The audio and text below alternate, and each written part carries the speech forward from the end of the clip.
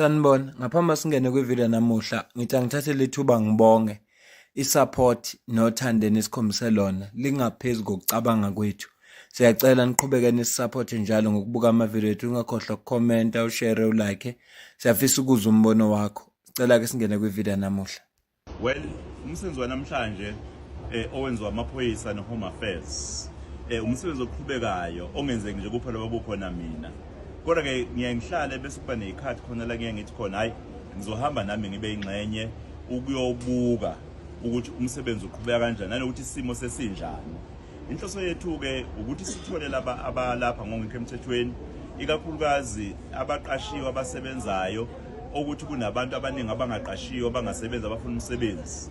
Kodwa kube kunabantu abasebenza lapha kungafanele bese abaqashi babaqashe ngoba bezoholela imali encane futhi bona bevuma ukuholelwa imali encane. Njengoba wazi ukuthi babaholela imali amakinati ngempela labantu bokufika. Yingakho ke nalabo ababili nje ababanjiwe baboshwa abanikazi ama-Pakistanians labo kuyibona abanikazi balezi inkampani ezimbili ingoba baqasha abantu kungafanele babaqashe ngoba abanaye imvume yokuthi balapha eSifundazwe saKwaZulu-Natal. Silungisana nodaba lamathuba omsebenzi nanezimo zokusebenza ngoba bakhona phela kungabalapha eSouth Africa abasebenzayo. Kodwa uthola ukuthi ngalapha nje kusetshenzwa ngosimende, abanikeza ama-mask, abanikeza i-uniform.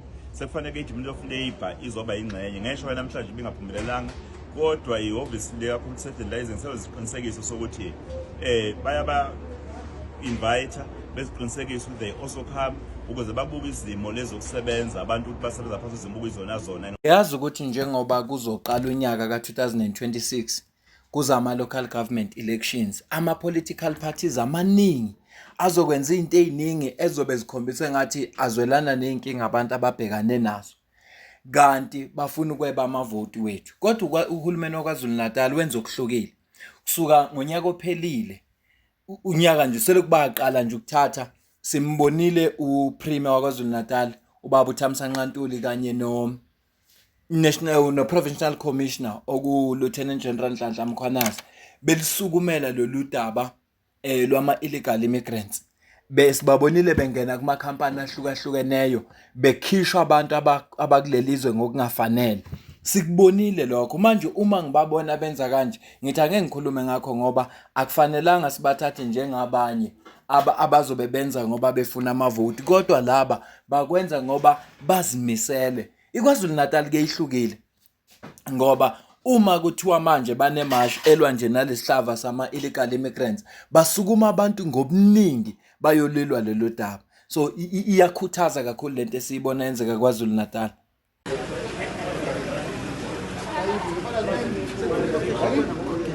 Danger. CE. Walendlela yami.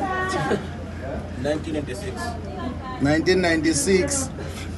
June June 6. 06. From which country? Malawi. Malawi. Okay, Shayibo Danger. Okay. Le ndawo ebona manje indawo yesibili akuyona le ebeyiveze ekuqaleni nje. Ubabona manje sebesevenini bavela koMalawi labafowethu. Into engiyijabulelayo ke nenhle ukuthi bazobuyela ekhaya mahala.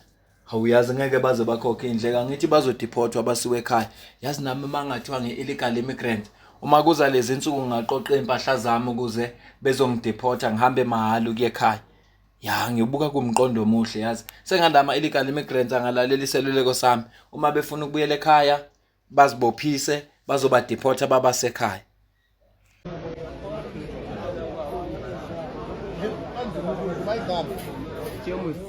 Jamus. Your father's name? Signa. Bali? Signa. Signa.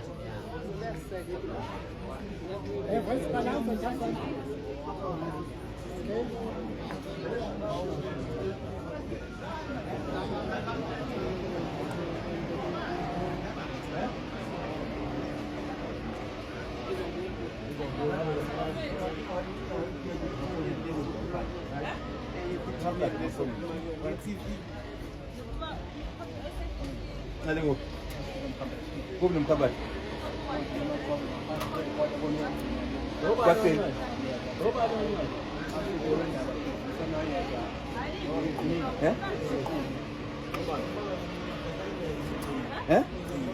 kuphi? Kuphi Liqoqo? Kumede kuphi? Thamboville. Nangu Kumede Thamboville. Uku-imagine kube yonke lento le eyenzeka eKZN beyenzeka wonke lama province oyi9. Ama-illegal immigrants bowazokwehla ehle ngempela ngoba into ekhona ngathi thina abantu base South Africa asinayo inkinga nabantu abaphuma kwamanye amazwe kodwa sinenkinga nabantu abangene la kuleli zwe lethu ngokungemthetho. Siyazi ukuthi South Africa sinayo ikhululeke kakhulu. Umthetho nekwathina sinawo kodwa siyafuna ukuthi abanye abantu bawuhloniphe. Kungcono ukuthiwa lo mthetho uphulwa yithi noma yithina esingawuthathi serious hayi abanye abantu ngoba abanye abagcini ngokuthi basebenze nje ubona laba beqashiwe into ebhlungu ama companies ayabaqasha labantu befuna ukuba exploit.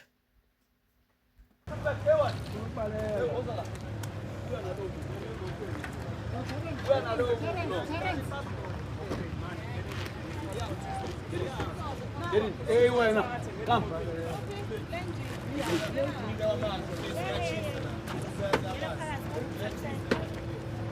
sekulo nje lo double thinta abasebenzi nama immigrants.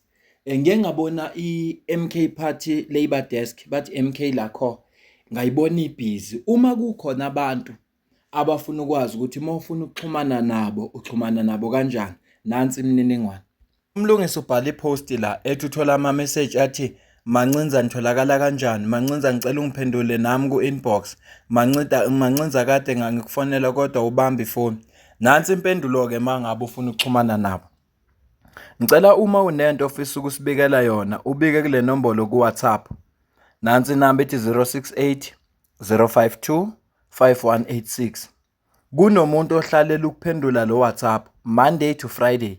Sicela wonke umuntu abhale lemininingane edingekayo njengoba ipost engezansi ichaza. Anga kama steps okureport icase. Funa ubhale 1 igama lakho wena ocomplainayo, 2 ama contact wakho, iaddress yecompany leyo, igama ne contact number ye CEO yecompany, udaba lelo complaina ngalo nanokuthi nikuphi nendawo, ukuphi nendawo. Yiwo ke lama steps lawa. Ngibona ukuthi angifake lo ngiyazi ukuthi abanye abayidingi le information kodwa mhlawumbe ukhona ongasayidingi so senzela yena senzela wonke umuntu ngenzela ukuthi kungabi sekuqhamuka abantu abazongitshela ukuthanda kwabo la ku comment section. Mangitshela ukuthanda kwami ngithuki nje inhlambo kodwa namhlanje ngizokuthuka ngoba ngisisiza laba abazobe beyidinga le namba. Uma ungayidingi ungasho lutho ngale mininingwane asidlule phambili. Ngenzela ukuthi ukwazi ukuthi uphenduleke ngoba akusiza ubhala ukuthi sanibona ulindele ukuthi bakuphendule bese uthi ninjani. Cha, lo yenza ubhala nje ngoba bekutshela imininingane le ngendlela abakutshele ngayo. Bhala yonke lento ibe imessage A1 ukuze bezokwazi ukuthi basheshe bayi-attend. Ngiyacabanga ukuthi ukhona ozosizakala. Angibambe le video ngoba angifuni ukukhuluma ngento eziningi. Sizokhuluma kwivideo elandelayo. Ngifisa ukukhuluma ngalokho ayilo ubona la ku screen sakho. Ngoba utholwe ngamaphoyisa. Uphuma kubo labafowethu laba abazivakashela. Bawulethela ngokungekho semthethweni. Ngizwela abantu ababhemayo. Ngenxa ukuthi babhema into ezicheap lezi bazogula. Ngoba labantu baseZimbabwe bakhandela bona ugwayi babalethele la eSouth Africa. Mina nawe sidibane kwivideo elandelayo ngiyabonga.